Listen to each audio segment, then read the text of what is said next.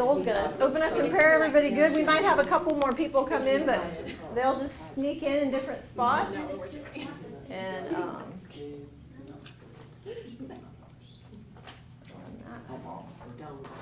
right. okay. I'm going to open in prayer real quick. Lord, first of all, we just want to recognize you. We thank you for giving us the opportunity to come to the knowledge of you, Lord. We pray that you would just bless this time, Father, that you would anoint Stacy's lips and our ears and hearts to receive what she has to say, Lord, so that we can be healthy and live long and minister the gospel. In Jesus' name, amen. Amen. And I want to quickly honor my father. It's his birthday today, and he's 74 years old. He made it. And that's all, we promised. We said, no, we won't sing a song or light candles or anything. So you're in the clear now. It's out of the way. I can't control what he does. Yeah. Okay. Well, how is everybody? Good. It's good to see you all. Some that haven't been here, some that have been to all. Some I thought about that. I was like, I should have a prize or something for everybody that came to all of them. But it's been good. Hopefully you've gotten to catch up online when you could. And thank you to David and Teresa for bringing the camera. And I'm mic'd up this time, so we should have a little bit better volume. And we're playing with all kinds of different ways to do things. So I'm learning a lot doing this, not just with nutrition, too, because to me it's an ongoing thing. You know, we're constantly learning and learning from each other. I've learned from you guys, different messages that you've sent back and forth, great recipes, or different ideas, or even questions. You know, if someone asks me a question and I don't know the answer, I can't rest. I got to find it. So I start researching and looking, and then from there I grow. So that's a really amazing thing, is when we can come together as a body, which is what we're studying. And today particularly we're going to talk about health at the cellular level. And what I mean by that is if you just break everything down, just like foundation, and we talk a lot about horses here because I've got some horse friends, and that's just the way my brain is wired since I was little, is everything's about the foundation. And if you're training a horse, if you're missing a piece in the foundation, or you're building a house, if you have a shaky foundation, everybody knows you can keep building, but that thing is going to fall. And that's really what goes on with our body. And our cells make up our tissues, make up our organs, make up our systems, make up our body. So kind of stands to reason that if we're healthy at the cellular level, if our cells themselves are healthy, that then our tissues will be healthy. And if our tissues are healthy, then our organs can be healthy. And if our organs can be healthy, our systems can be healthy, and our body can be healthy. Now imagine the converse. If our cells themselves are not well, how possible is it that our tissues and organs and systems and body can be well? And I've heard it said from some of the people that I listen to that they've never seen a person who's truly in optimal health that has sick cells, or someone that has well cells be sick. So it really is another mind frame. We could probably add it to our 5 paradigm shifts. But that's where we're going to go here today. But I thought I would go over the 5 paradigm shifts really quickly and get to the why behind the what. And remember our picture of a vehicle. That's if your warning light comes on, you want to find out why the warning light came on, not just go underneath there and snip the wire and say, awesome, warning light's off.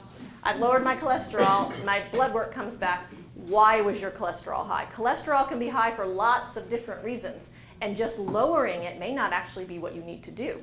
Because if it's high because you're not converting and making thyroid hormone, let's say, and you drop your cholesterol down, now you don't have the building block for thyroid hormone anymore.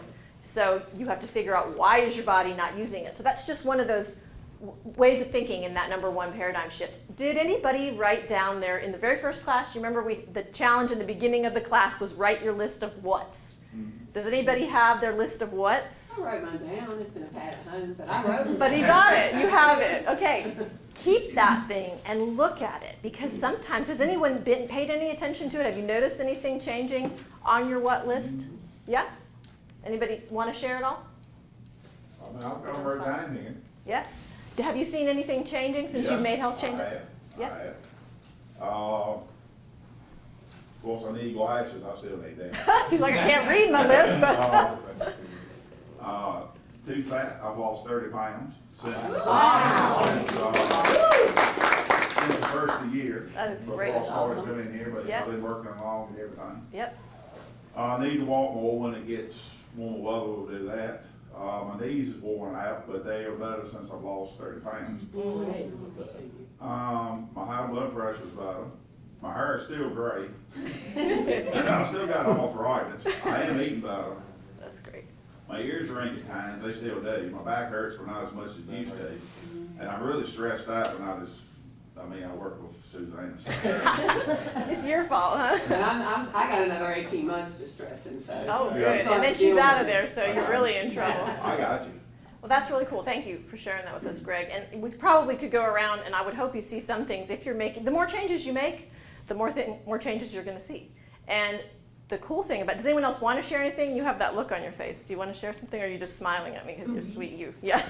Oh, I was just thinking that I went on a 3-week vacation and lost a couple of pounds. That's awesome, because that's not usually what happens on vacation, right? Yeah. That's a huge thing to recognize. Yes. I will, after the first class, I said, okay, I'm really, because my problem is my sweet tooth. It's terrible. I said, I'm really going to cut back. And I did for about 2 weeks, and I did really good, and I felt better. Yeah. And then I had this big lapse, and I ate Krispy Kreme donuts, and all this garbage they brought into work, and I thought, I feel horrible. Yeah. I feel horrible. When I went home at night at 5 o'clock, I felt terrible.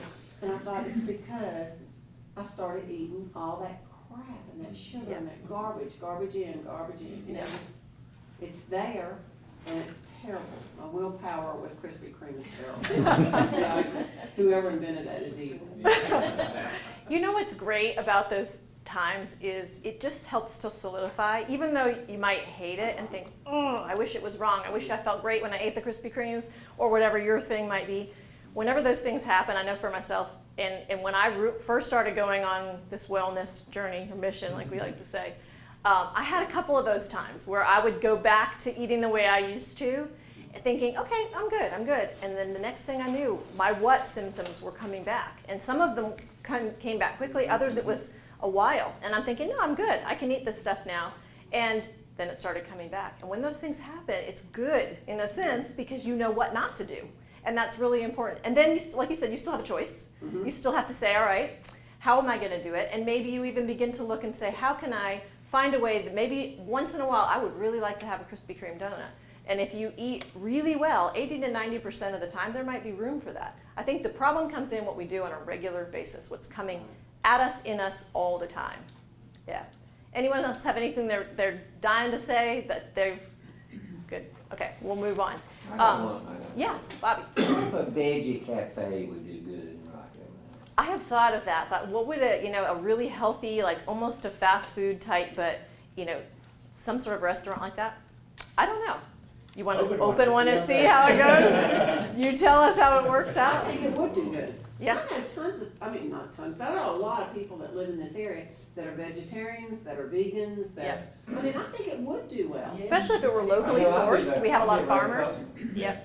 It'd be really cool if we had involved some of the local farmers and got people to stock it. And you could even have little signs like these pictures here in the library. These are local artists and you can buy them. If you had a little place and said, hey, this is from such and such farm and I like it, run with it. He said, I just wanted to know. I love corn. All right, last class, we talked about number 2. We are created metabolically flexible.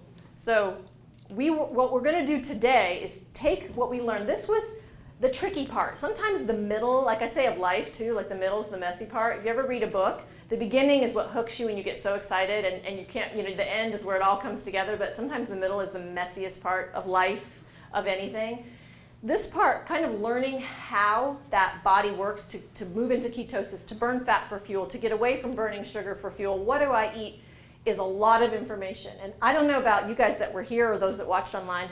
My husband can attest. I went home Thursday and I felt drained. And I said, I had so much in my head and I'm not even sure what came out of my mouth. And he said, just watch the video. And I thought, okay, the train wreck was happening inside of here. Luckily, most of it didn't come out of my mouth. But sometimes it's hard to get all this information and say, in an hour, let's give the nuts and bolts of what we need to do. So it is an ongoing process of learning, applying, and all of that. But the biggest thing we got, hopefully, out of this is that we're created with 2 different fuel systems. We can burn sugar for fuel. We can burn fat for fuel. It's how God made us.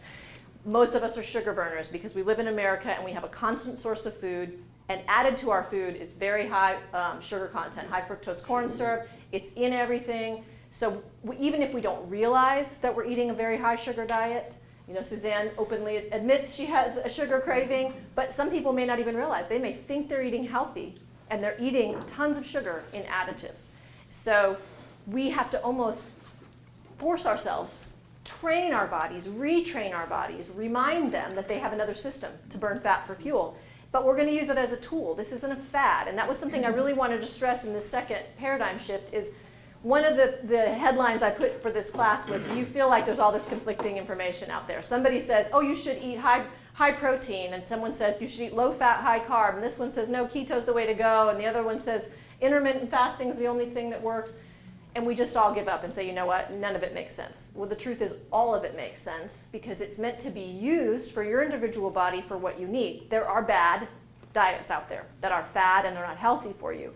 But almost every diet eliminates certain foods or focuses on certain macronutrients. So we really focused on macronutrients there, protein, carbohydrate, fat. When you minimize certain categories of food, you minimize your micronutrients too, your vitamins and minerals, coenzymes, antioxidants, everything that's essential at the cellular level. So variety is really important, but we have had a lot of variety in one fuel system and had almost no practice, much less variety in our other fuel system. Does that make sense? So hopefully that helps us to understand, oh, it's not one or the other. It's using what we need. If you've grown up eating a completely clean diet on a farm, you may not need to retrain your body. You may already be there to be able to have a balanced macro budget in your diet. So that's what we're going to apply when we get here today. Our direction's more important than our location. So important to remember this as you're going along, because this is where we get discouraged sometimes. We see where we want to be, or Suzanne, I'm going to use you as an example. She said, oh, I went off sugar for 2 weeks, I felt great. She's moving in the direction of perfection, right? Then she had a little setback and had a little turnaround, but she got to feel that direction, you know? So depending on where you are, maybe that said to her, wow, maybe I have more of a sugar addiction than I realized. She's been open about it. So, but to say this is hard for me and my body doesn't like it, that's just where you are. And to deny where you are doesn't help you or anybody around you. But to say, I can take a step in the right direction. And from there, the next step. And from there, the next step. So if you tend toward perfectionism, which is something I sometimes struggle with, if I'm going to order a vitamin, I have to research every single company out there and not only find the best product, but the best price and the best shipping policies. And the next thing I know, I've closed the computer and I'm on the floor and my husband is saying, it's okay. And that's really close to the truth. But I have to sometimes say, wait a minute, start right where you are and then learn and grow. You know, we so badly want to hit that target that's a great quality to want to have, but we're better to start moving in the direction than to never move or to get so frustrated that we end up going back the other way. You might say now, you know what I need to do is come up with a strategy that slowly gets me off sugar and has some replacements so I don't feel deprived. And then you say, I won't end up getting derailed again. That's a good way to handle that one. And then we're design, spirit, soul, and body.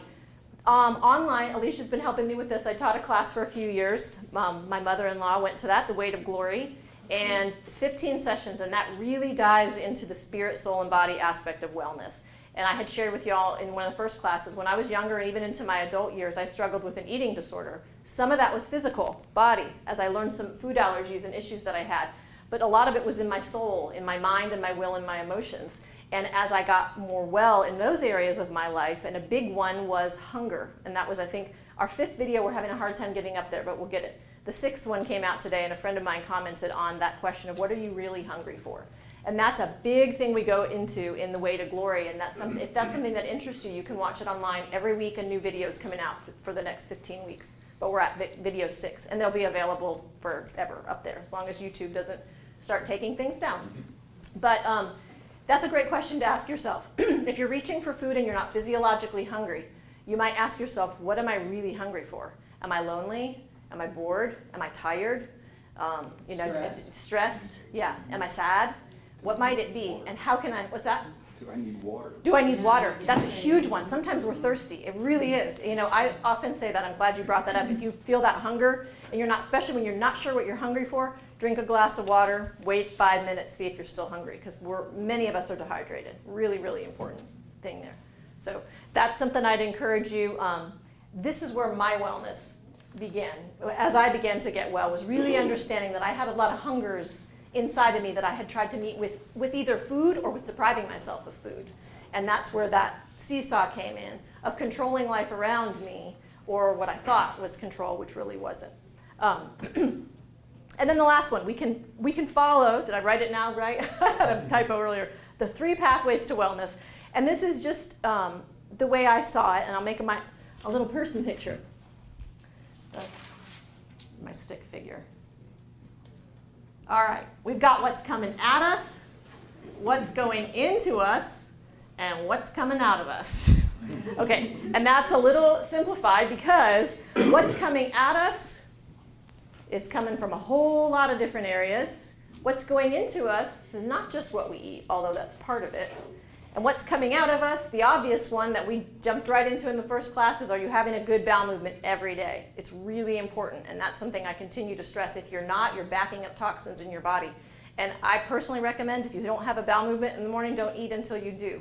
Take vitamin C, or if you need some sort of a supplement or some sort of a natural laxative, get something out before you put something else in, because you're just packing in the compacted trash collector. I know that's kind of a gross way to think of it, but it's sometimes important to shock ourselves and say, wait a minute, if I am not passing what I'm eating, if I'm not getting toxins out, then they're still in me. So, all right. So what we're going to look at today, where the nuts and bolts are, where it all comes together, wellness at the cellular level, and this is kind of clean or nourishing versus toxic. We are either adding to our health in a positive way, or we're subtracting to our health. And that can come from these things that are coming at us. So these are things like things in the environment: pathogens, viruses, bacteria, toxins, stress, cosmetics, ladies, lotion, makeup we're putting on ourselves, EMFs, okay, from your cell phones, from tablets, computers. Think about this one: unhealthy or antagonistic relationships. These are things that are coming at us, and even spiritual attacks. So we start to think, wow, we're walking through a world where we're kind of being bombarded by a lot of different things from a lot of different angles. That's what we're talking about when we're saying what's coming at us. What's going into us, the obvious, what we eat and drink, anything from that above mentioned group that's coming at us that makes its way in, okay? So let's use the example of a unhealthy relationship. If that unhealthy relationship affects you to the point where you're stressing out and your heart rate goes up, it got in. So that's something that got in. We want to look at those things. Anything we ingest, inhale, inject. We talked about what's in our mouth. If we have mercury in our mouth, there's a possibility that that's getting into us through the vapors in our mouth. And I think I've mentioned this before, but the FDA, whoever's supposed to say this, I don't think there is a safe level of mercury. It's one of those toxins that there is no, hey, up to this point is okay. It's just straight up toxic. It is not meant to be inside of your body. And medications and supplements. These are other things we're putting in our bodies. This is one of those things that can sell. Yeah, Jessica had an experience this past month somewhere in the middle. Do you care to share it all, or shall I share the nuts and bolts tiny piece of it? Yeah, she took a supplement that should have been good for her, and whether it was a bad supplement, whether her body didn't agree with it, hard to say, but it put her in a tailspin for a good week, right? Yeah. So we don't know if that was a bad supplement and she had gotten a real good deal on it somewhere online. But as you start to research, it's unbelievable. And this is one of those ways where one of those things we have to come back to this, because I start seeing certain additives like magnesium stearate is a toxin. It's in almost every vitamin supplement. You start at the health food store, I'm reading on the back and I'm like, what? How can this be? And you start to think, that's it, I'm taking no supplements. But I say, all right, if I want vitamin C or vitamin B or whatever, I'm going to either need to find a clean source, or I may need to I came home from the store with vitamin C, and I look on the back and I see it has this magnesium stearate. And I said, well, I've taken this before. My first thought is, I'm taking this back to the store, I'm throwing it in the trash, and you know what? We're taking it. Is it perfect? No, but I thought, taking it before, it's vitamin C, I'm going to use this bottle up, and now I've learned, and the next bottle of vitamin C I have is not going to have that in it. That's helping me to be able to take those steps. So, but it's one of those hidden places where we say, are you kidding me? I'm trying to do something good for myself and I might be poisoning myself. But these things are in concentrated forms. Supplements and medications. We know medications have side effects. You watch the TV for an hour or 5 minutes and every commercial about a medication has a whole long list of things that go wrong. This is an interesting thing. Some of those things have to do with the fact that they deplete us or rob or bind to places that vitamins and minerals are supposed to bind to. So a lot of them that say things like causes muscle problems or things like that might be that they bind and rob you of magnesium. So you actually have a mineral deficiency, but it's coming from a side effect from a medication. It's really important. I would recommend any medication your doctor prescribes for you, research it yourself and find out what the side effects are. Find out if it's contraindicated with anything else you're taking, or if you should, while you're on that medication, take extra something else. If it says that it robs you, can tend to bind to magnesium, you might want to double or triple up on magnesium while you're on that medication. And doctors don't always have that information, or they don't put all the pieces together, or they have 5 minutes with you and they weren't able to get to that part of the conversation. So that's really important. And then what's coming out of us? We have the obvious, our feces and our urine. We also have breath, sweat. A couple of the people I listen to, they say, test, don't guess, and I love it. Sometimes we have to guess, and we can look at symptoms or our what list and talk with other people, and we can come up with some ideas because testing can be expensive. Sometimes it's really important. Getting your hormones checked can be a really important thing. That's one of the things coming out of us, meaning a test that can tell us what's going on inside of us. If our hormones, which are like the foreman of the job, calling out orders and keeping everybody going inside of our body, are off duty or drunk or not showing up to work, we're going to have a whole bunch of problems at the office, aren't we?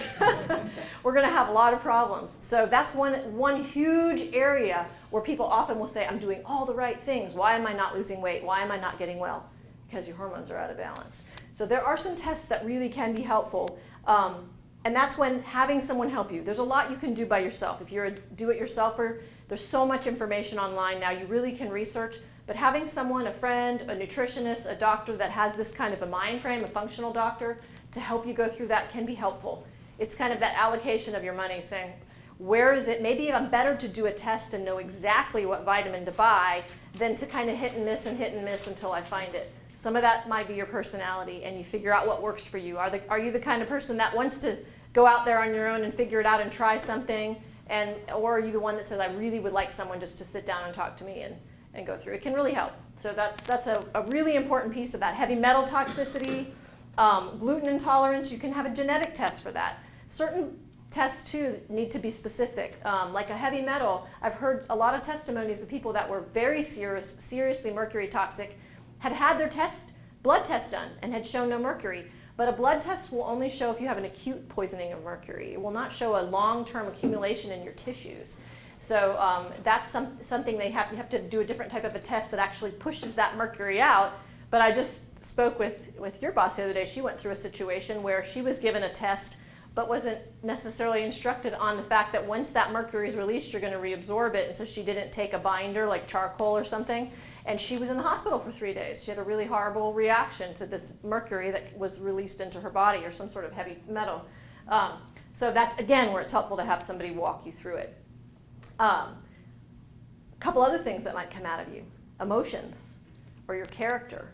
These things can be tied to physical things. Ladies, we know this. Husbands, how many times have you said to your wife, are you mad at me, or is it that time of the month? You know, what's going on here? We know how our hormones affect us, but that's just one piece. So sometimes if what's coming out of you, if you're saying, I'm angry, or I can't figure out why I'm so frustrated and mad, or why am I not able, willpower is a big one. A lot of people say, I have no willpower. Well, we know that sugar is more addictive than cocaine.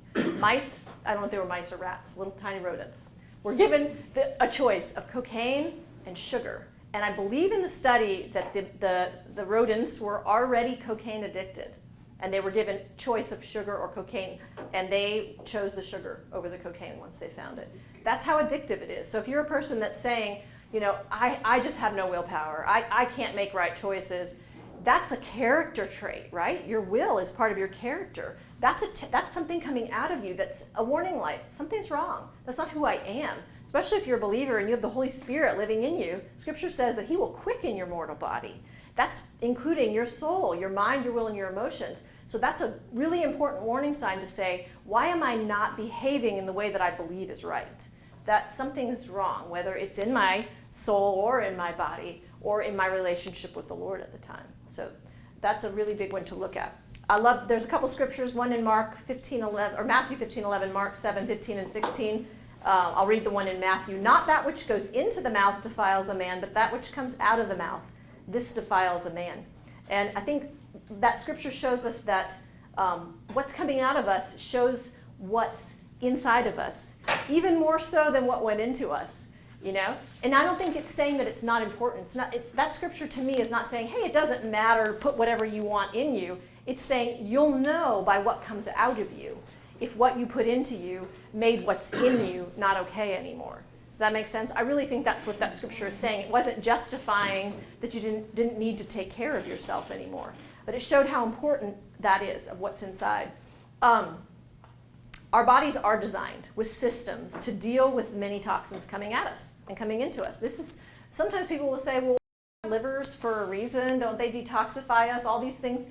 Yes, the problem is when we are overloaded, when these and these are more than whatever's coming out, okay? Our toxic overload, our bucket gets full and it tips over. Some people have experienced that where it's the straw that broke the camel's back, and all of a sudden they go into a health crisis and say, what on earth happened to me, you know? That is often what happens is we've been accumulating toxins. And because we were designed in such a beautiful and amazing way to deal with all these toxins, we've done well for a long time. Joel and I were talking about this. I heard someone say this. Sometimes an excuse for just eating whatever we want, you'll hear someone say, I'm going to die of something. I might as well, enjoy my life. We forget that you don't just live perfectly healthy up until that moment that you keel over and die, that there's somewhere in the middle where you start feeling the symptoms and you say, I wish that I had lived a better life before this because I was only thinking about this part where I'm gone anyway. But what about those 20, 30 years that I could have been living a vibrant and healthy life? Did y'all have that? No, that's the truth. And it makes me think of like the TV show House or whatever. And got this really brilliant guy and he looks at somebody and he can tell all kinds of habits and traits that they have just by their fingernails or their skin color. And I think that's very truthful. Like somebody, if you're very in tune with your body and healthy or have a lot of knowledge, you could probably look at somebody and see a lot of different issues or bad, I don't want to say bad traits, but bad habits or, We were meant to interact with each other. And so the awful part is if you live for a long time in really poor health, that's just more of a miserable experience than like what we're designed for. So true. Yeah, he wants to give us life and a life abundantly. And because we have a purpose, and I really believe that. If our purpose was just to get to know him and be saved, I think we would just be whisked away as soon as we gave our heart to him. But he's like, okay, you've got work to do. You've joined the team, now let's get to work. So it's important. And I really, really think, we've talked about this as far as denominations and stuff go too. The more we communicate with each other, you have a piece of truth, and you have a piece of truth, and you have a piece of truth. And when we come together, we see a much better picture than when we isolate ourselves. And I think the Lord does that on purpose because he wants us to fellowship. He wants his children to get along. You have children, does it drive you crazy if they're fighting with each other? You want them to love each other, and I believe our Heavenly Father wants that for us. There's a paradigm in this world that we may not have thought about. The germ theory versus any idea? Most of us have heard of the germ theory because it took predominance. Louis Pasteur, you know that guy? Pasteurization. He is kind of the foundational thinking behind most of everything we do. Did you know that at the same time that he was formulating his theory, there was equal study and attention to another theory? And I have to look at the guy's name because, well, what's his name didn't get a whole lot of attention. I think it's Claude Bernard or Antoine Béchamp, clearly Frenchmen. But the terrain theory was, I'll give you two examples. One, take a fish bowl. You got a fish living in it. A germ or pathogen of some sort gets into the fish bowl. We begin to throw chemicals in there to kill the germ. what happens to the fish? Polluting his water. The fish doesn't do so well. Or we could take the fish out and inject him with something that will help him fight off the germ. Okay, that might possibly work. Or we could clean the water. We could dump it out and give him a fresh tank to live in, and we could do this on a regular basis so he doesn't have to live in a dirty environment. That's kind of the picture of the terrain theory and the germ theory. The germ theory won out, and Louis Pasteur was made famous, and old what's-his-name has been forgotten. But many, many people are resurfacing that now and saying, wait a minute, the terrain is our entire body. If our body is healthy, did God not design us, create us in different ways that we are able to handle toxins? We can take care of germs, or do we just have to attack germs? Do we just kill germs all the time? I want to encourage everybody right now. I know I've put a few things out on Facebook with this coronavirus going around. People are talking shots, masks, wash your hands all the time. These things might be helpful, but what's the most helpful is if you are as healthy as you can possibly be. If your terrain is clean and healthy and you're a fighting fish, when that thing comes in there, you're going to eat him up and your liver's going to deal with him or whatever, or you might feel some symptoms which you're going to be able to fight it off. And I'm not a chemist and a biologist, and I don't know the specifics of that particular disease that's going around, that virus, but I do know that the healthier we are, the better chance we have at it, the terrain. I think we could all agree on that. The other example I like, and I think I put it on a little video I did on Facebook, is imagine everything we do creates trash, even healthy functioning. So we talked about health in the cellular level. Our little cells have inside of them a mitochondria, which is kind of like a cell within a cell, and it produces all the energy. Well, it also produces waste product. So that has to be able to get out of the cell and into our lymph and blood and out of the body, and good things have to be able to get into the cell. So even our very cells have trash that has to be taken out. Imagine a house, and if I produce just a little bit more trash every week than my trash man picks up, it won't take very long for my house and my yard to become a mess. And that's kind of this picture of toxic overload. If we aren't having other ways to get things out of our body, and we live in a really toxic environment. This is the bad news part of the era and the time that we live in, is we're bombarded, and you hear it all the time. The air, the water, the food, we say there aren't even clean food sources anymore, all these different things. We just have to be a lot more careful. It's kind of the difference if you're driving on a 6-lane highway versus a back road. On a 6-lane highway, you're a little more aware. You've got to pay attention to yourself, to everything that's coming around you, because you've got all this stuff coming at you. If you're on a back road, maybe the only thing you're paying attention to is a possible deer that might run across the road, or your own vehicle that might have a flat tire or something like that. So we have to be living in a really aware place. But I want us to remember that God designed us in a way to handle these toxins. We have a choice, though, of what we expose ourselves to some extent, and we have a choice of what we put in our mouth. And those are those things that we can control in a sense. This is where our power comes in. This is where we have the ability to live as clean of a life as possible, is where we do have choice. And then again, what comes out of us tells us what we're handling well and what we're not. So if we do have different ways of testing, and it can be sometimes your testing might be your list of what's. And that's why it's so important. If you're able to watch that and say, you know what, keep a food diary, keep a health diary, a little journal that says, this supplement I'm taking, or I changed this about my diet, or I went on a walk and this is how I felt. We think we will remember these things, but I don't think I'm the only one that you kind of go, oh, I didn't put that together. But when you start to take notes, you say, wait a minute. When I got off, you mentioned when I got off sugar, I actually did feel better. You make those notes, and then you're able to help make those decisions. So there's something you can do for free. That's a test on yourself you can do for free. How do I feel? Do I have energy? How does my skin look? Do I have bags under my eyes? Is my skin dry? Is my hair falling out? These are things you can notice and you can see changes. We've heard leaky gut, the microbiome, all these things are really, really important. Microbiome, people heard that word, it's the little world that lives inside of your gut. We are 10 times more bacteria than we are cells. There are 10 times as many bacteria for every cell in your body. That's kind of a crazy thought. So we need to have those. They're part of our immune system. They produce B vitamins and other things. We want to have a good, healthy microbiome. If we've taken even one antibiotic, we have depleted or very much harmed that population, that little population, a large population that lives inside of us. That's a really big place. And one of the things that's been on my heart with putting a group like this together and talking and continuing, I think I said in the email to say how we would continue, is to find places, find supplements, find things we can do to help each other. And so that's what I'm going to keep posting. And I found a company I think that has a really good probiotic, and I'll send out some information. Because one of the biggest things about probiotics is how do they make it? They're only supposed to be in your large intestine. Your stomach is extremely acidic. So most probiotics die before they ever make it through.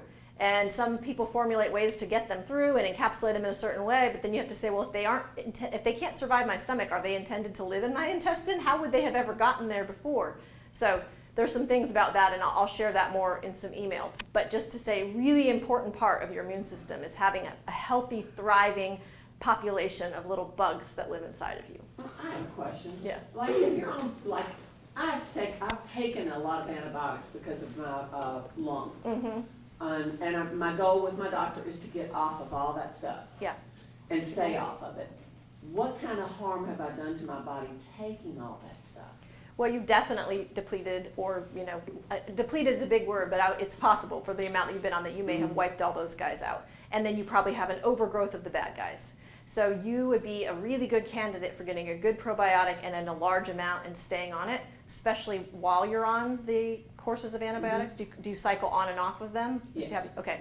Yeah. So when you're on them, you probably would want 2 to 3 times as much. And then when you get off, like a maintenance dose, maybe for the first couple weeks, keeping it up and then maintain. And what you might find, because it's such an integral part of your immune system, when you repopulate your gut, you may have longer stretches in between the need for antibiotics and longer, and you may get to your goal. So your body can absolutely kind of heal itself and get back to where it was. Absolutely. Yep. A lot of the things that we have done, sometimes trying to help ourselves that have come at us, we've put inside of us in a bad situation. So if we can start inside and begin to heal those cells, we're going to see, but it comes from the inside out. Yeah. So it may take a little bit of time, but if you started to do that, and I'll get with you on the probiotic, I found the basics is it needs to be a spore-based probiotic, which is like the soil organisms. Play in the dirt. I mean, when we used to get in the dirt, literally the soil organisms can get into you. But if you're going to take a probiotic, that's what you're looking for, spore-based. You can make a note of that.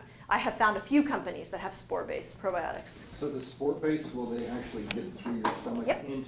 They'll survive through that? They survive your stomach, and they have been tested. They don't have to be refrigerated. You think about that. Some probiotics say they have to be refrigerated, and you say, well, how are they going to survive 98.6 degrees and an acidity of 1 in my stomach? How are they going to survive that? So yeah, you want to have these guys. The research has been done. There's a lot of science that says they make it all the way to where they are supposed to live, and they repopulate. And then you want to make sure you're feeding them with fiber. You can take a prebiotic, which is like a real indigestible fiber for you, but digestible for the bugs, and that begins to grow. You want to think of it like the soil, like we're talking terrain. The good bugs will go in, and they actually will weed out some of the bad guys, and then they repopulate in that soil, and then they begin to grow. It's like a little rainforest down there, Yes? So I mean, like we're kind of talking about geometry, and one of the things that I realized a couple of years ago is I loved gummies when I was younger. Yeah. So it's gelatin, not very good for you, sugar, not very good for you. And then all of a sudden I dried apples, and I ate dried apples, and I was like, oh my gosh, these are so much better than gummies. Like my entire life I had been craving dried fruit. But dried fruit's expensive, right? So we didn't have any. Did you get a dehydrator? Yeah. But so I guess what I'm trying to get at is you talked about the foundation. Yeah. And so in that foundation, if you're not giving yourself the proper nutrition or the proper, gardening, if Right. we all gardened and had a garden, right, we would be exposed to some of these spores or probiotics that you're talking about. We are lacking that, and then we fill it with something else that doesn't work. Right. And so then you see all the problems. It's kind of like what we were saying here with the hungers. When you're trying to meet one hunger with something that can never satisfy it, that's where we develop a stronghold in our soul, and it can happen in our bodies. And then, isn't it amazing, to think candies are flavored after things that God made. Cherry flavored candy, strawberry flavored candy, grape flavored candy. Why not eat cherries and strawberries and grapes, So it's again, just, our brains have been wired, and it's marketing. big time marketing to children, you know, and the gummies are way cuter. Dried apples are ugly, you know. They're just not attractive, but gummies are adorable. So it's a different way of thinking. Okay. When our body, I like this definition of health. I kind of put this together. When our body is working, doing its designed job with ease. So if dis-ease means you're out of functioning in ease, then health would mean you're actually functioning. It's working. Work is not a bad thing. Our body is working with ease, doing all these jobs. Does it ever blow your mind when you just think, what's going on inside of me right now? Blood is flowing, my heart is pumping. All kinds of things are happening, hormones, my muscles. I just moved my foot. I don't remember telling my foot to move, but it did it, but I must have told it to move. I mean, there's just all kinds of things happening that are really fascinating inside of our bodies. So that is health, and that when we experience it, we know the difference. We want to live in that sense of ease. And like I said, I'm really working hard to put some things together, meeting some local people. There's an amazing community around here you would not believe, of people that are really, really knowledgeable and they have the ability to get at some testing, some access to testing, and they're really open and helpful. I'm super excited. I mean, people really want to help each other get well. You always run into the bad apples here and there, but for the most part, I found a whole bunch of good apples. So putting that together, and then online resources. So that's what I'm going to continue kind of feeding out, and I really would love that feedback back in, because some of you know way more than me about certain areas, and we can really help each other and circulate that information. When you've been through certain things, you know. You know when you've experienced. This is super fun. Bum, bum, bum. I've always wanted to like flip a board around like that. It's the little things in life. It's the little things A little in life. bit of light going on. All right, so I would like to finish up here at 7 so we have time for questions, because I really think that we'll have some questions. And then I thought, if you're interested, some people say, well, what do? You know, I can give you a rundown of kind of currently what our protocol is. So last class, we talked about the metabolic flexibility and having this kind of a thrive zone that we live in. So when we live in our thrive zone, I call this about a 10-pound range. I have just found that for myself. This is not something I've studied scientifically, but I have found that there is a study called the set point theory, that our body wants to be at a certain set point. This is ideal. Okay, this is in our picture here. We're assuming this is an ideal thrive zone. This is where you are in that place where your body is functioning at its highest health, that you're dealing with what's coming at you. The things that you're choosing to put into you are building your health. The things that are getting into you that maybe aren't healthful, your body's handling, eliminating them properly, and your body's functioning with ease. And even your weight. So we're going to use weight today because it's one of those warning lights on our dashboard that goes off for a lot of different people.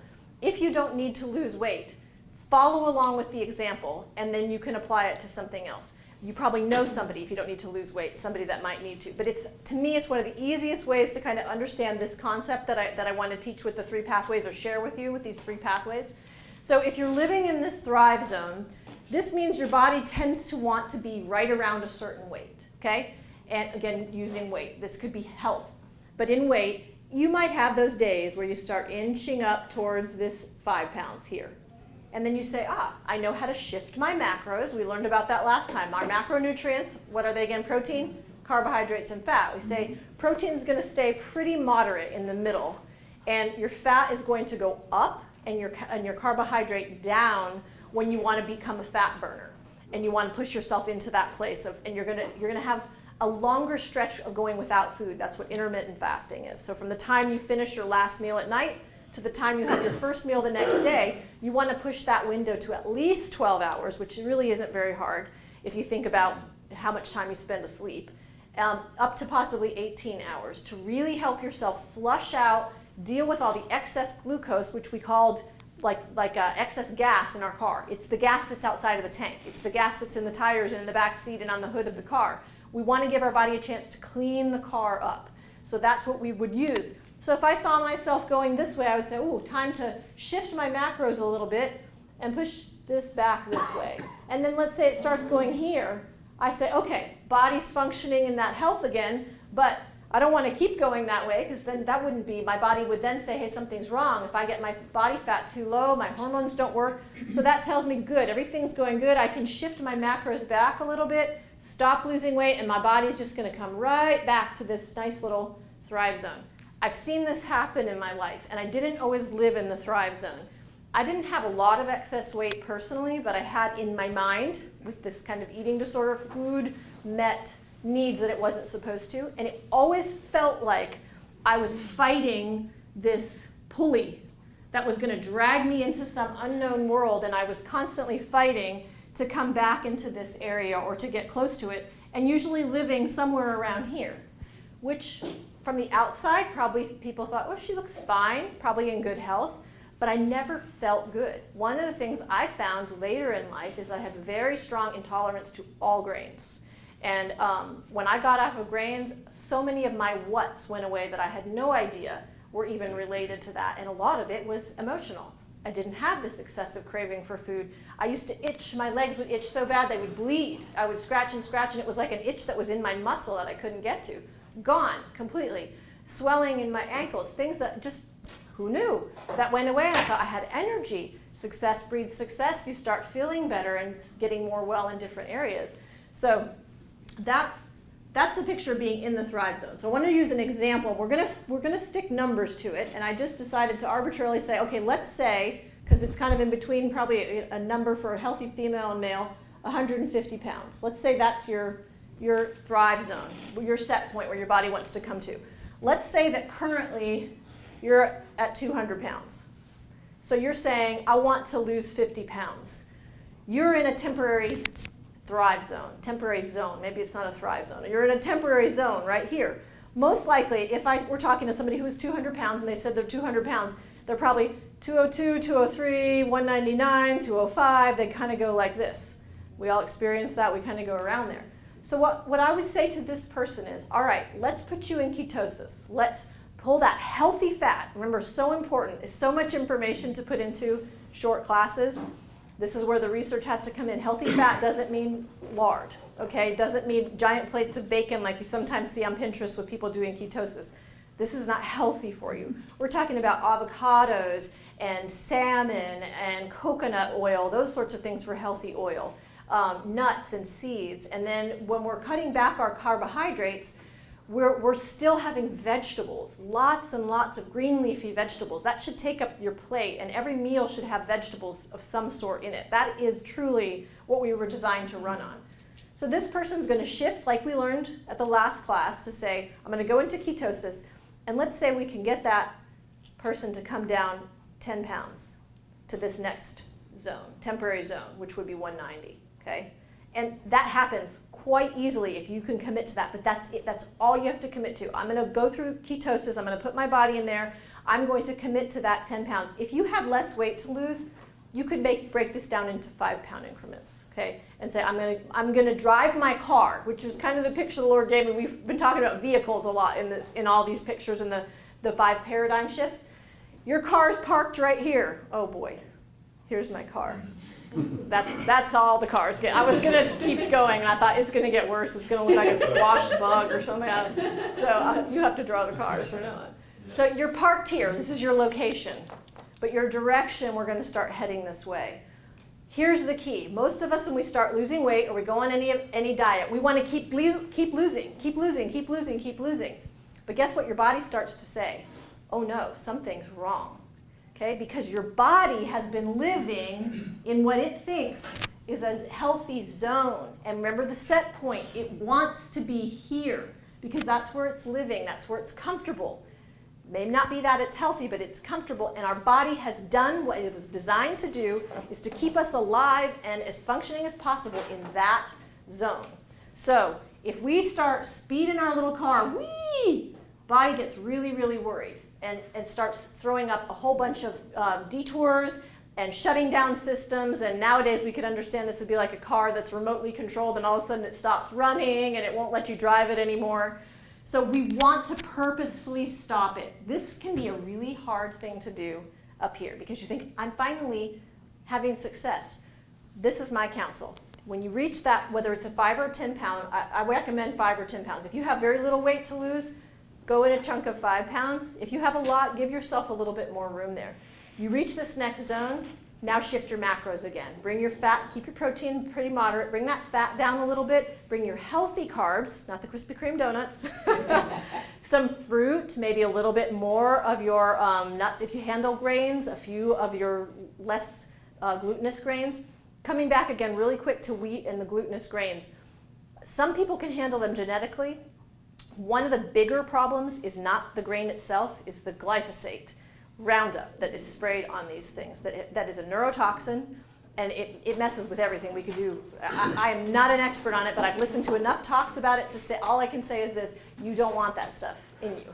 You do not want that stuff in you. So that's one of the biggest things. It's very hard to find really clean grains.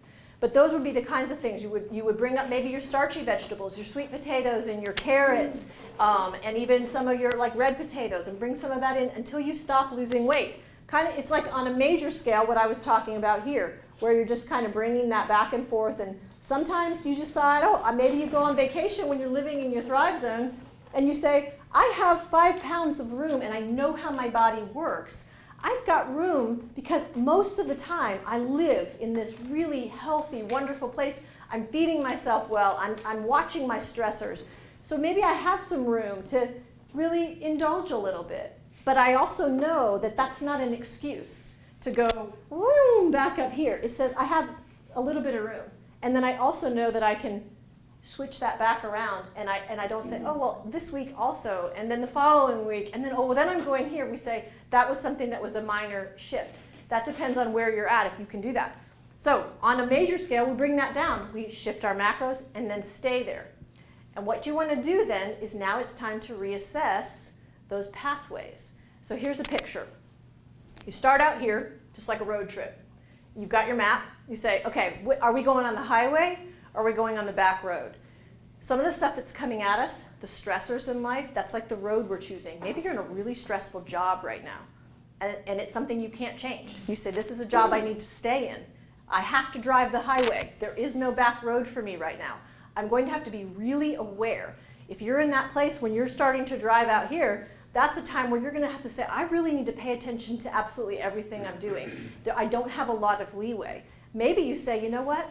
I've been in this stinking job for so long, and in 18 months, I'm out, right? I'm going to make a change, and I'm going on a back road. I'm getting off of this highway, but it's not right away. So, but if maybe you're in the place where you can make that change now. That's what you want to assess. And each time you drive that car, this 10 miles, this 10 pounds, you're going to purposely stop and check your vitals again.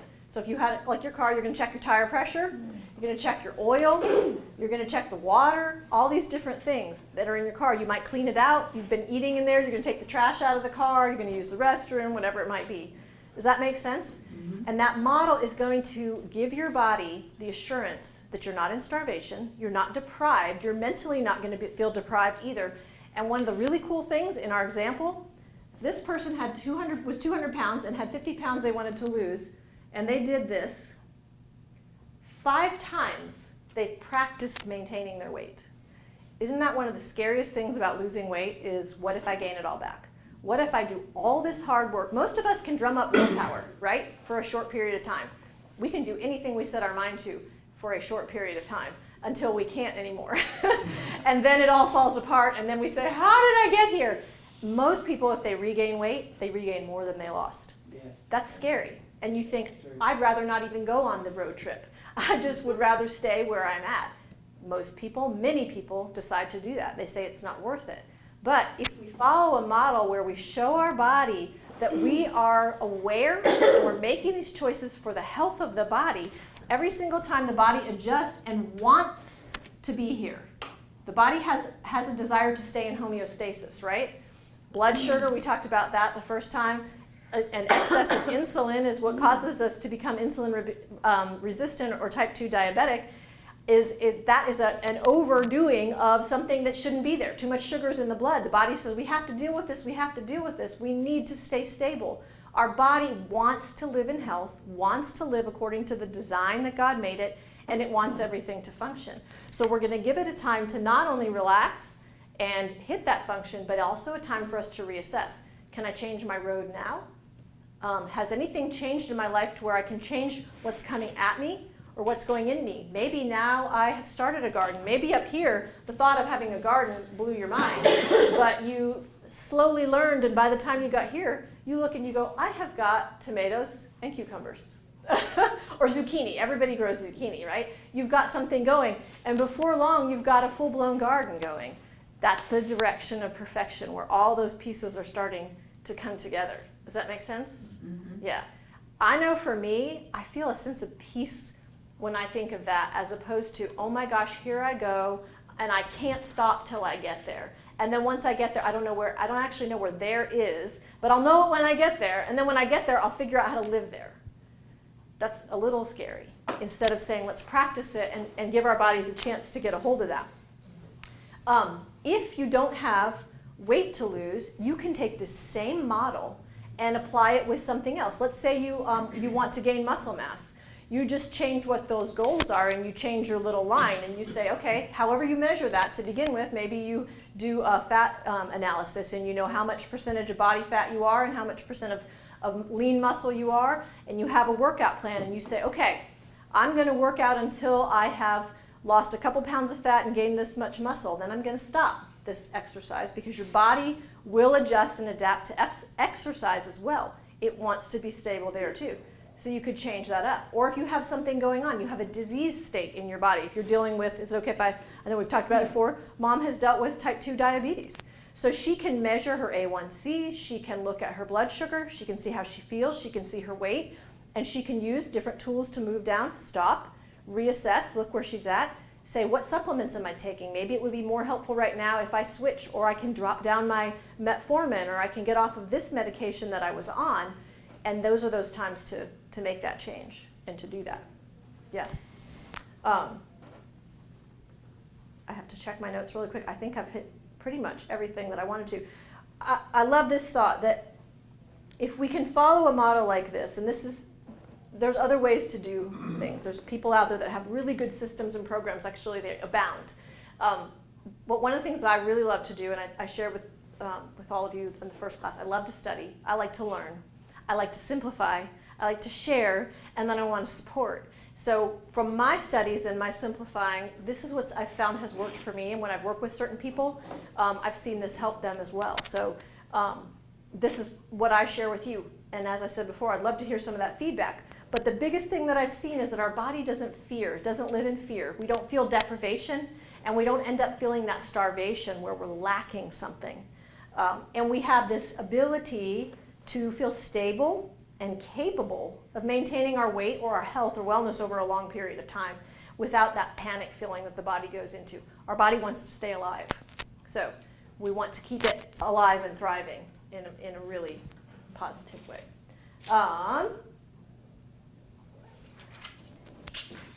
I believe, for the most part, I have hit everything in my notes, and perfect, right about 7. I want to give it some time for questions and see if y'all have any specific things or general things. Yeah, Greg. Carbs. What are some good carbs that we can intake? Some good carbs. Well, first of all, stress again, vegetables, vegetables, vegetables. Right. Green leafy vegetables, kale, spinach, broccoli, cauliflower, cruciferous vegetables. That needs to be your biggest place. Green beans. I've heard mixed on green beans. Really? Yeah, but I eat them, so that's one to try. Beans, here's one where you'll find some people are all about beans, and other people will say don't eat any beans. That they have lectins, that they're hard to digest, or if you're going to eat them, soak them and pressure cook them. I would say try them and see how you do. That's one of those places where you have to experiment a little bit and see and do a little research. Yeah. I love green beans. Yeah. Yeah, and I think green beans are way easier than some of the other beans. That's right. Yeah, to eat. So I love green beans, and we use them. Onions, herbs, all those things. Nuts and seeds in a small quantity are really good. Those are one of the great ones you can shift a little bit your quantities. When you're when you're moving into ketosis, nuts and seeds are great, but you may need to watch the quantity because they do have a higher carbohydrate count. But they're a great one that you can then bring up a little bit when you're bringing yourself out of that weight loss is the nuts and seeds. Does that hit enough of those? I would stay away from, when you're in ketosis, stay away from your starchy vegetables. Right. And then bring those back in when you're stopping to lose weight. Bring them back into Like, sugar. I eat raw carrots all the time. They're starchy. They have a higher sugar content, yeah.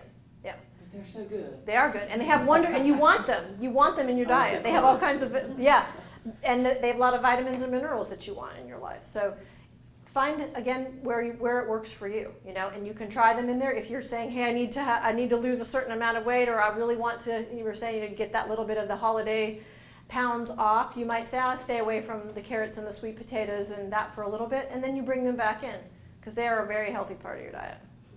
What about squash and yellow squash and zucchini? Yeah, I've heard mixed things on that too. Are they technically nightshades? Does anyone know? Does you know what that means? So tomatoes, eggplants, peppers are nightshade vegetables. I didn't realize that squashes were, but I think it's anything that grows in the ground. And so I had just read or listened to a podcast the other day, and they were saying all of those, zucchinis and tubers, anything that grows in the ground, can be difficult for people with arthritis, and they're a little bit higher in the sugars. I use zucchini a lot, and I will use like acorn squash and mash that up or roast it. But I'm also living more in my Thrive Zone now, and so is Joel, so we have a little bit more room in that. Again, you want to see how your body responds, and small amounts, you know? So when you wouldn't have like a pile of mashed squash. Spaghetti squash is a great way, especially if you're trying to get rid of noodles and white pasta. Spaghetti squash with some olive oil and Parmesan cheese on it can be really Delicious. really delicious, yes, yeah. How do you know when you get into your Thrive Zone? That's a great question. Thank you. Well, weight-wise, you can kind of look at BMI. You can look at body mass index and say for your height, for your age, for what your gender, male or female, where your body should be. So weight is a really good indicator of that. But there are plenty of skinny people that are unhealthy. So that's not the end all. And I always say that personally, I don't believe anyone has a weight problem. We have another problem that's evidenced by excess weight on our bodies. Our body has gained excess weight for another reason. It's not you don't just gain weight. You don't say, oh, I have a disease called weight problem. That's not how it works, you know. So it's called Krispy Kreme. Yeah. So, but even in that, if you see what's actually going on, you're looking at your hormones and all, you know, and even stress. This is a really big one. I want to share this really quick because I forgot about it. But it's a really neat way to see how this works. So when you're stressed out, your cortisol level raises up. And that's like if you were in a jungle and you were being chased by a tiger. Your cortisol level goes shooting up. It mobilizes sugar into your blood. So cortisol makes sugar come out and into your blood so that you have this energy to run from the tiger. Okay? Then when sugar comes up, insulin comes up to deal with that sugar. And insulin is a fat-storing hormone. So once you have either used up that sugar, or if you didn't use it up, the insulin takes that sugar and stores it again. It stores it as fat. So trace that pattern back. Cortisol makes you fat. Stress makes you fat, because most of the time we're not being chased by tigers anymore. We're being on the computer and you get a stressful email. And have you ever felt it? That shooting? Yeah, it comes right up within you. Here's a little strategy. Get up from your desk and run in place. Yeah, smash the computer. Run in place, do 20 jumping jacks, because as soon as that cortisol goes, your blood sugar is going to go up because it's going to mobilize sugar. So now you've got to deal with that sugar, and your body will deal with it with insulin if it needs to. Go for a walk. Literally jog in place for 2 minutes and use up that sugar right away. It'll help you to calm back down, and it will literally deal with what's going inside of you physiologically. So it's a great little tool until you can say, hey, maybe I need to figure out a way to manage that stress. So. But you can't crush your coworkers. No, you can't. Well, we can try. Yes. How can you know if you're too thin and you need to gain weight? If anyone else has some things to chime in with that. Yes, sorry. No, I mean with answering that question too, not just that. How can you know when you're too thin? And a lot of that is by how you feel. You know, your body wants to, but some of these body mass indexes have been researched and shown, like women need to have a higher BMI because we need to carry a little bit more fat in our bodies for the range of hormones and all of that. So it seems like a really simple question, but when you ask it like that, I think, wow, that's, you know, we would tend to think, how do I look? How do I feel? How do my clothes feel? I think it goes the same both ways. Mm-hmm. Skinny or too big. And I don't prefer skinny, it's lean. Uh-huh. I don't like being called skinny, I like being called lean. Yes. But one of the challenges for me is, like you're saying, going to one spot to the other. What I've tried to do, since it's not weight that I have to lose, is use it as things that I do eat. You know what I'm saying? To kind of try to perfect it each time. Say, okay, because I'm a big snacker at night, and I like popcorn and all these other things, and I've just realized, okay, like, so kind of sacrifice those things and compromise and put something that's a little bit healthier for me. Yeah, And having that- substitutions. Yeah. Yeah. So that's the challenge, you know, I mean. Yeah, and coming back to your question really quick too, in specifics, you will, just like excess weight will have other symptoms, underweight will have symptoms. Yeah. There are a lot of times neurological symptoms, like so your what list, you might find yourself very fatigued, very sunken in, dry skin, the skin that begins to sag, shakiness, some of those things can have muscle wasting. A lot of times when people get too thin, their body is actually going after muscle, because if you don't have enough carbohydrate, glucose in your system, for the times you're burning glucose, the next place your body will go after is protein, because it can break protein down into sugar, not fat. So the only way to burn fat is to burn fat, to be in ketosis.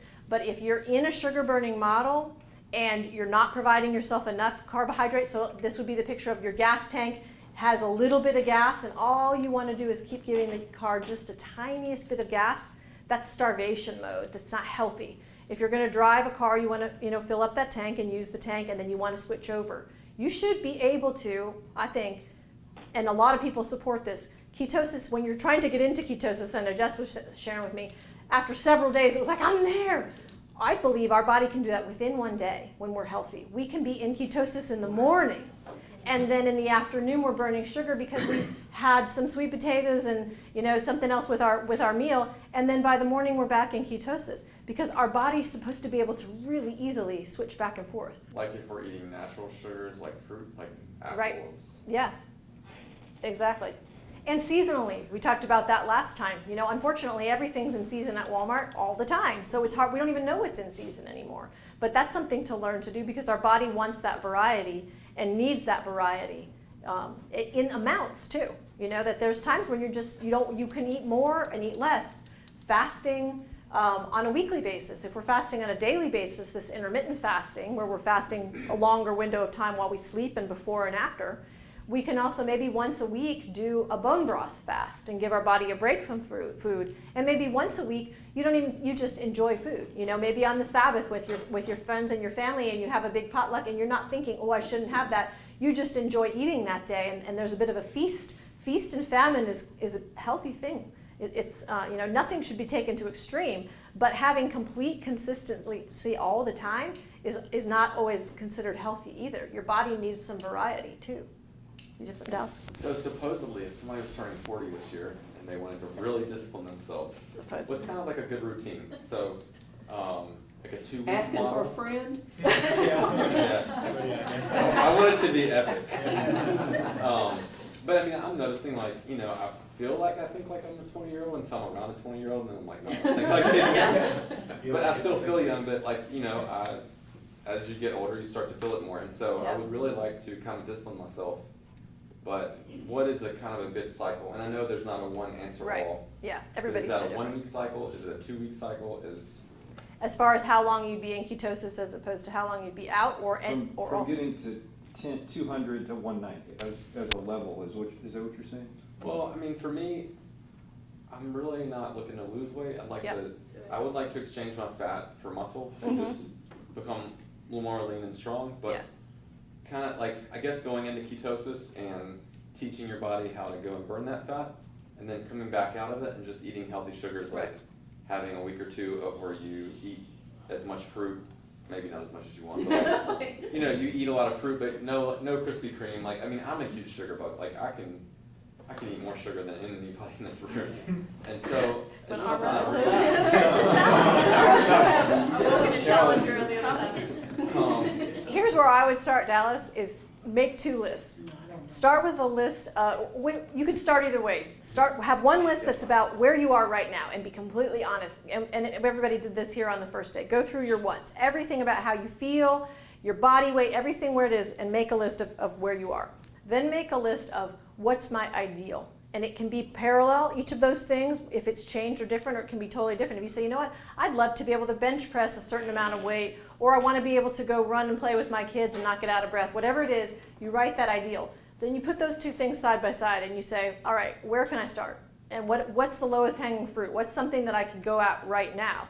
And if for you, like if you're saying, I'm looking at this going, my weight is about healthy, but I want to change my composition a little bit, then we're going to say, okay, we're going to need to look at some of our exercise and say, what am I doing now for exercise?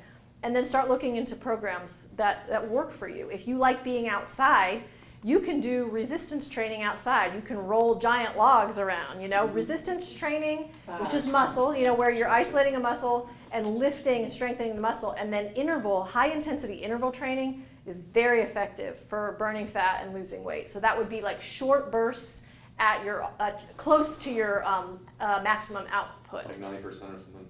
Yeah, where you might, if you're outside, you might run up a hill if you can run up a hill as fast as you can and really push your heart rate, and then walk very slowly back down to the bottom of the hill until you've recovered that heart rate, and then run back up to the top.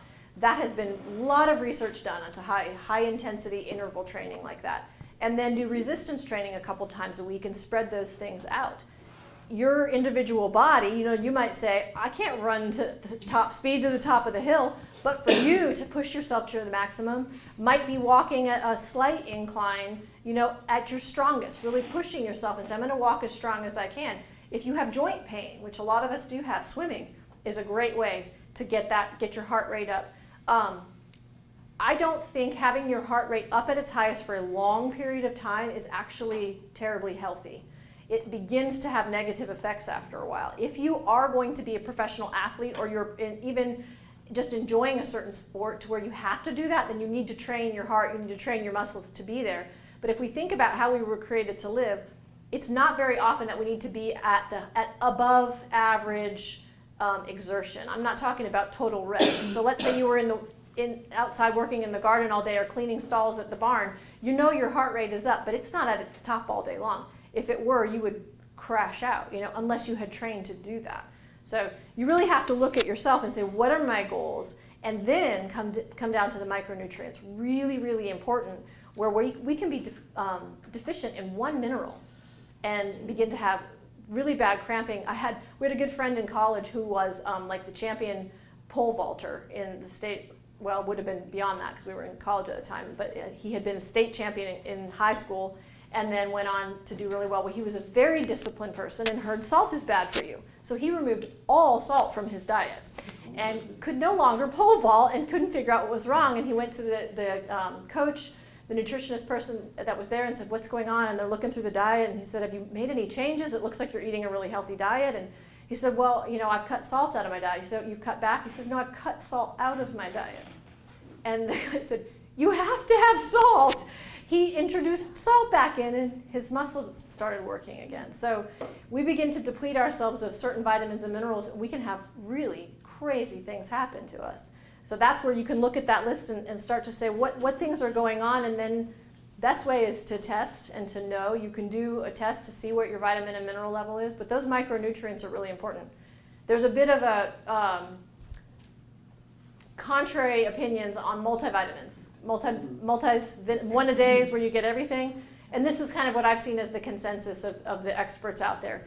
It's kind of like the direction of perfection. If you're not really taking any vitamins, it's a great way to get started and start to get some stuff into your body. If you can't test yourself or you don't know that you have certain symptoms, Joel was having some issues with cramping really bad for a while. His legs would cramp in the night so bad he'd have to jump out of bed. And we realized he was low in electrolytes and magnesium. We got that up, and then we started to say, okay, it started to get better. And then as I did some research and started thinking, I was like, your omega-3s I think are pretty low. We got some good omega-3 fatty acids going.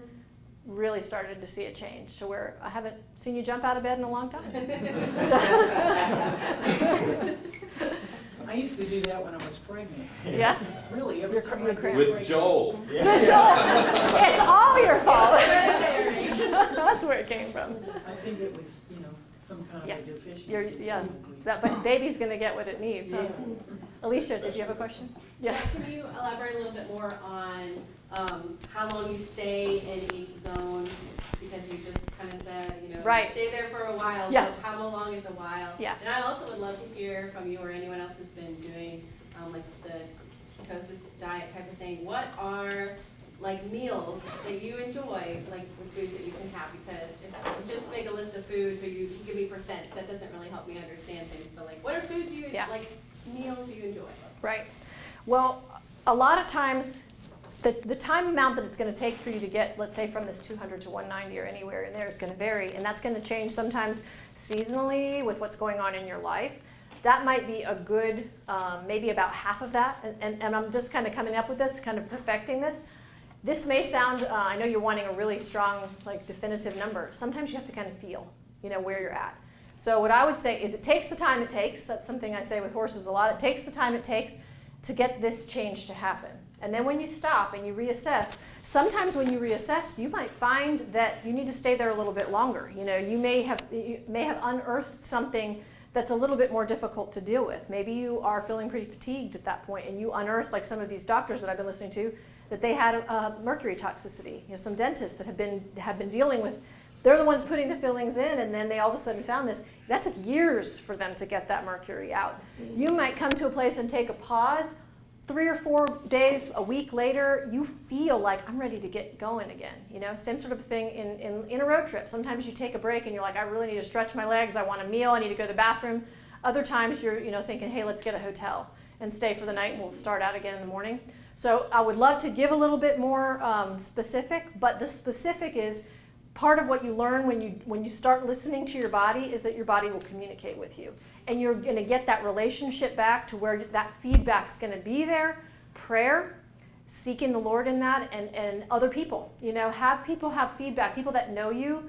Being teachable and open is really, really helpful. Ask the people that see you all the time, how am I doing? The people that live with you can really say, you have seemed really happy lately. You seem like you're doing great, or boy, what's going on? You seem like you're really stressed out.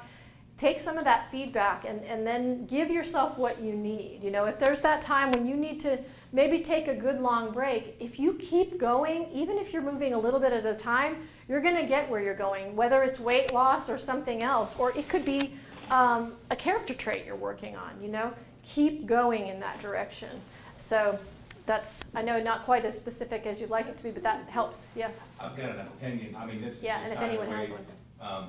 that I feel about it, because I think that, especially as believers, we have power in our tongue and in our minds. And I think a lot of times when I'm eating, I'm chewing it and I'm believing that it's going to be good for me, and that this isn't going to make me fat, or this isn't going to make me this, or this isn't. So for me, and this may be crazy, but this is the way I look at it, like when I'm chewing it, this is going to do what it needs to do, and the rest is going where it needs to go. Yeah. To have that mentality instead of saying, oh my gosh, I know that this is really going to do this to me. And that's the mentality you have. I think we have, it's really powerful, I believe. It's a part of it. Do y'all agree with that? That can to really me, it's affect you. supernatural. It's not, Yeah. it goes beyond just the natural aspect of it in that regard. So Right. we have to love ourselves in that sense. You know what I mean? Like, not in the world's way, but just have that ability to say, this is going to do what it's called And to guess do. some things that will begin to happen, especially if you've been a person that has said to yourself, I have no willpower, I can't stop eating. And you begin to get healthier, you might find yourself 2/3 of a way through a meal and you hear that little voice like, I've had enough. And you're like, I've never in my life said that was enough. I've always wanted to clean the plate and looked for more. And you notice that and you say, oh, a change is happening. But I 100% believe that, because even just what we talked about with stress. When you get that email, nothing has changed. You're still sitting at your desk in the exact same place, but a thought has entered in your mind by words that you read that something very, very bad is happening, and your systems go. So if that can happen with something negative, I would assume it can happen with something positive. And we know that there's the vagus nerve, which attaches your brain to your gut. And our gut actually produces more serotonin, which is a hormone, than our brain does. We've called it a neurochemical. Our brain produces serotonin. Your gut produces more serotonin than your brain does. So it's science and it's supernatural. But even the word supernatural is supernatural, means it's going above and beyond the natural. And the way I look at it is everything that's natural was made by our God, who is supernatural. So it's a giant circle that keeps going in and out. Well, it says as a man thinks in his heart, So is he. That's good. Yeah. And I think you can't beat yourself up. I had a little setback. I was like, okay, well, just get on with it. It happened, there's nothing I can do about it. I ate the Krispy Kreme donuts. Right. So now, tomorrow, I'm just gonna get up and I'm not gonna eat anything like that. Because we have people bringing garbage to work. I mean, every day it's eclairs or Krispy Kremes, or, I mean, they're just constantly bringing They're bringing cakes. cakes and so in the break room after 7. That's tough. It's like leftover stuff, you know, Yeah. from a party or whatever. Right. And it's like vultures that jump on it and stuff, and I'm like, no, I don't want that. That's kind of like we're saying the things that are coming at you. That's an at you that can get in you really fast. isn't Really it? fast. Yeah, and then you might say, okay, I don't go to the break room or find a different place to take a break. That's tough. That's one of those things you have to be aware. It's like being on a 6-lane highway. It's a really tough one, especially if it's your area of weakness, you know, your weak link. Someone mentioned exchanges, I think you said it, hon, having different things that you eat. So find something you really do like. I found these, if anyone likes coconut, they're called Coconut Smiles at the Natural Health Store here in Rocky Mount, and they're so cheap, and they're just dried, organic, raw coconut. And they're delicious. To me, they're candy. And I'm like, this is the greatest thing ever. So at night, I'll have like some dark chocolate if I know that's my time where I'll want something dark chocolate that's sweetened with stevia or low in sugar, and some Coconut Smiles or a couple nuts. Find something you do enjoy, because the point of this is not to deprive yourself of everything good. It's to give yourself everything good. It's to give yourself the health and the vitality that God intended you to have. So all these other things, like Dallas's example of gummy bears, are a cheap substitute to all the good that God has for us. But when we tasted, I mean, there's a scripture that says, taste and see that I am good. The Lord says that. Taste and see how good I am. These other foods taste good, but what is their outcome? And if we can put those two things together and say, okay, this taste might taste really good right now, but this is a headache later. This is a stomach ache later, or this is 5 pounds 3 months from now, whatever it might be, and begin to hook those things together. We have a tendency to separate it, but I like it, but I don't like it. Instead of saying, well, do I like feeling great? Do I like feeling terrible? What do I really want in life? And really where we started, the whole you can be well came from that question, do you want to be well? And the question really is, do you want to be a well person? And being a well person means living a well life. And the nice thing is there is room. When you get in that Thrive Zone, there is room. We live in a world where I think we're going to have things that are less than perfect. But we're going to be able to enjoy them when we are in our Thrive Zone, because they don't destroy our health. They're just able to be part of our picture, but they're not our everyday. And I know Alicia had asked about some everyday things, what we can eat. I think you said a couple things too. Does anyone else have any questions outside of that? Yep, Bobby? How often do you weigh yourself? That's a really good question. I can tell you what I do, and then other people can say. And it's really important to know what works for you. Personally, I weigh myself every morning, and other than the Sabbath, I don't. That's the day I just don't even think about it. For me, that works, and I only weigh on a scale with the little, I guess it would be called an analog scale, because I know the way my brain works. A digital scale, if it says 0.5 one day and 0.7 the next day, my brain is, I gained weight. That doesn't work for me. But if I literally can see my Thrive Zone on my little scale, and I go, oh, I'm just a little above my Thrive Zone, or I'm a little below, and I can see it. So other people, I've worked with a lot of ladies in particular with weight loss, and I've had some women that like going a long period of time without weighing. Like the surprise factor motivates them, and they'll come and weigh in with me. I had a couple ladies that did that, and that gave them the accountability because I was going to see what the scale said with them, and they trusted me. That motivated them. To other people, that might be like, I would hate that, I want to know where I'm at. So yeah, I don't know that there's a right way to do it. It really goes with who you are and what motivates you. Can I answer her question on when you know how skinny, you're too skinny? Mm-hmm. If you got an overcoat on, a person across the street can count your ribs, you're too skinny. Yeah. Yeah. And women, I don't know a man's mind, but women, this has been a huge thing for me. And when I got into health and nutrition, it was my focus for a long time, was optimal weight and helping women with the soul part of body image. We are not, the images that we see coming down from us from the media is not necessarily, that might be what some women look like. There are women that are very gangly and skinny, and that's just how God made them, and they maybe do eat healthy, and that's just how they look. But most women, that's not really what a woman looks like. And so it's okay, and my husband has helped me with this a lot, to say we're supposed to have soft parts to us, And I am a thinner person. Like my build is narrow and thin. I never have had hips, so I'm comfortable being thin. But I can look at someone else, and my sister-in-law Michelle and I used to talk about this because Michelle is very curvy, and she is one of my favorite success stories. She lost 100 pounds. Even she's on one of the Way to Glory videos. I interview her after losing her husband, and she was a widow with 6 children. So she, in one of the most difficult times in life, made some choices to become well.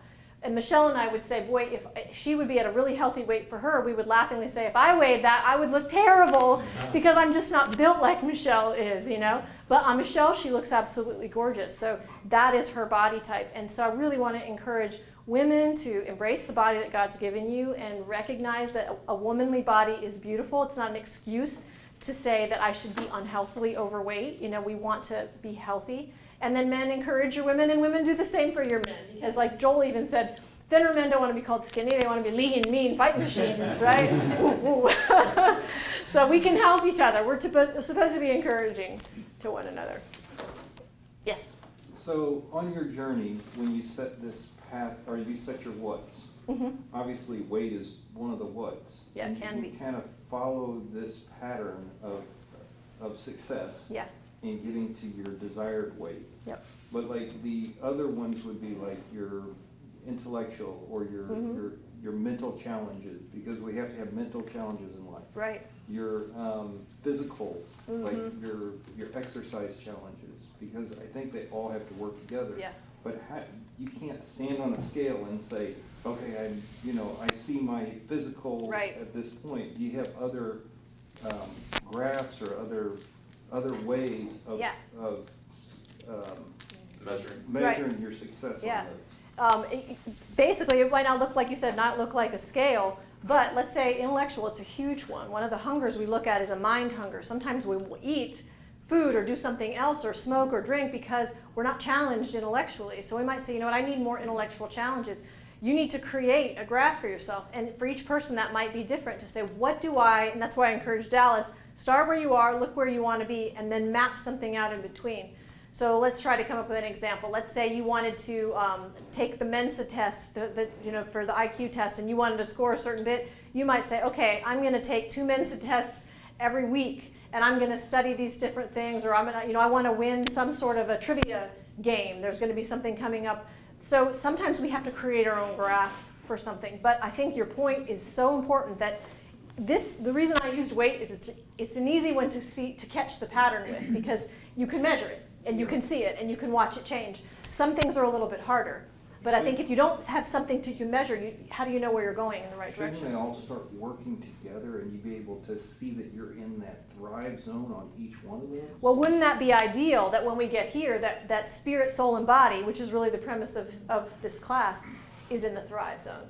I have personally found we tend to come in at different times. We might go through a really strong period of time in wellness in an area of our soul.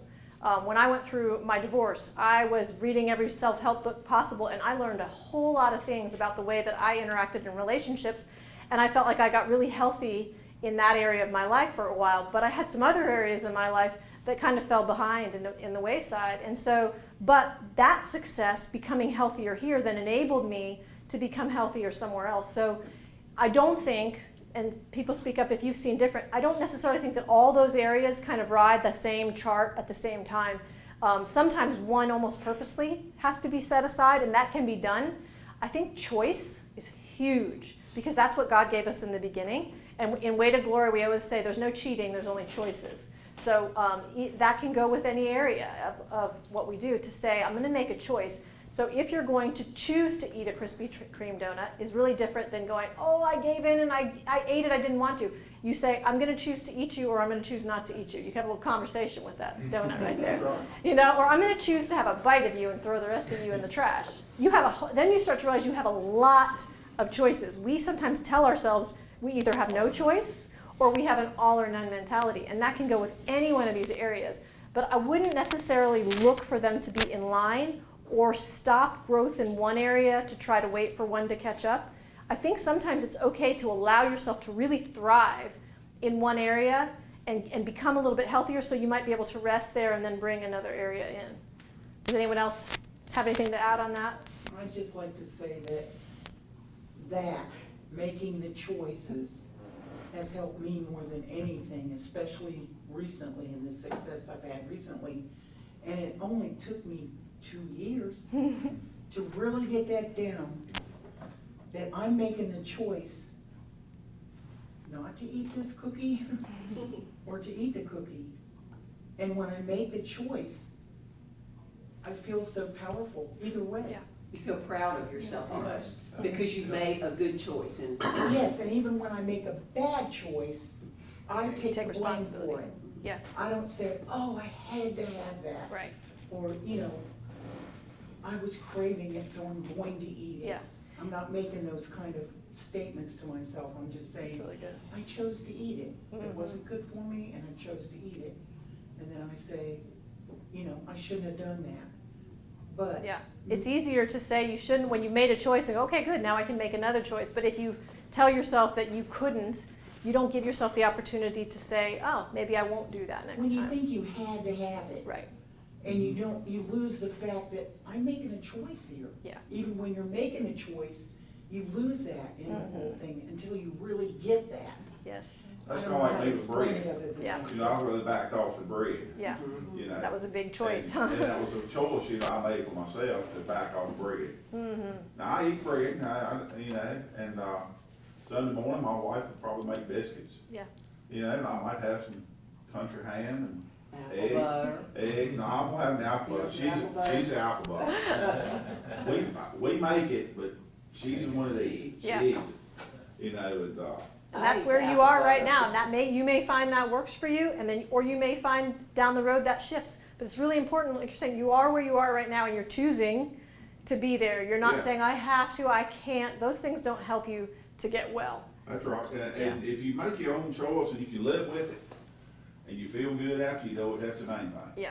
And Be Daryl honest reminds with me yourself. to be realistic. He'll say, Yeah. you're not 25, you're 65. Right. So you're not gonna have the body that you had when you were 25. Doesn't mean you can't be healthy, doesn't mean you can't look good. Right. But you are 40 years from that, you are never gonna look like you did when you were 25.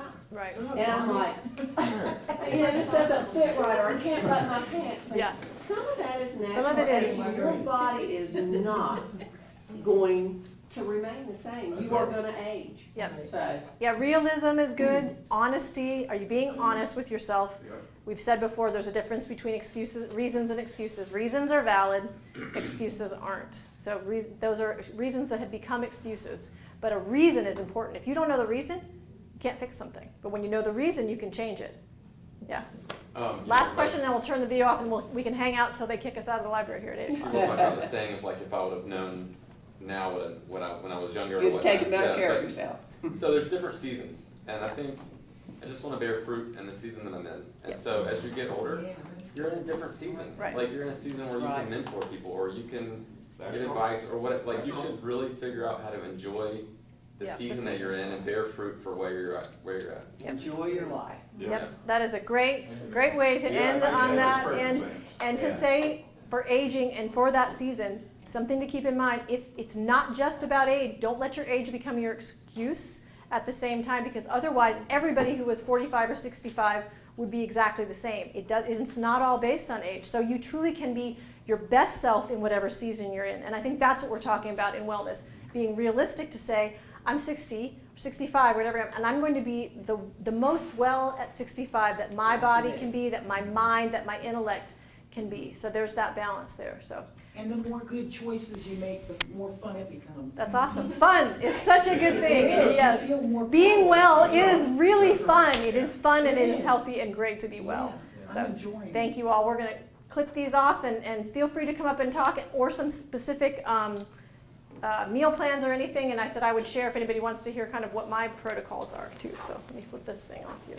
Thank you all very much.